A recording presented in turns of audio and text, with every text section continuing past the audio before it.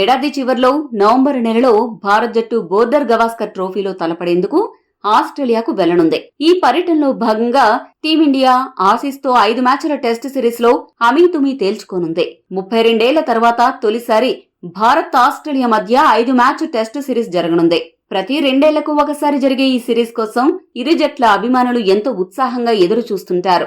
అయితే గత 2 పర్యాయాలు కంగారూలను వారి సొంత గడ్డపై ఓడించిన భారత్ ఇప్పుడు హ్యాట్రిక్ సాధించడమే లక్ష్యంగా పెట్టుకుంది. మరోవైపు ఈసారి టీమిండియాపై ఎలాగైనా ఈ టెస్ట్ సిరీస్ లో విజయం సాధించి తమ 9 ఏళ్ల నిరీక్షణకు తెరదించాలని ఆస్ట్రేలియా జట్టు భావిస్తోంది. టీమిండియాపై ఆసీస్ చివరిగా ఈ టెస్ట్ సిరీస్ ను 2014-15లో కైవసం చేసుకుంది.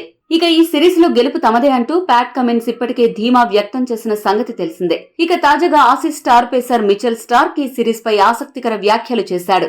ఆస్ట్రేలియన్ క్రికెటర్స్ కు తమ అభిమానులకు బోర్డర్ గవాస్కర్ ట్రోఫీ ప్రతిష్టాత్మక యాషెస్ సిరీస్ తో సమానమని, ఇది తమకు ఎంతో కీలక సిరీస్ అని పేర్కొన్నాడు.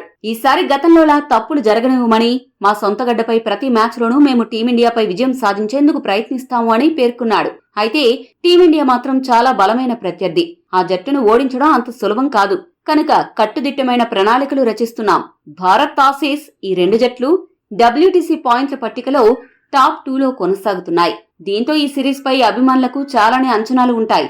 వాటిని కాపాడుతూ మేము ఎలా అయినా విజయం సాధిస్తాం. భారత్ను ఎలాగైనా ఓడించి ట్రోఫీని కైవసం చేసుకోవడమే కాదు, WTC పాయింట్స్ టేబుల్లో టాప్ 1 స్థానం దక్కించుకుంటామని స్టార్క్ సవాలు విసిరాడు. ఈ వీడియో మీకు నచ్చితే లైక్, షేర్, కామెంట్ చేయండి.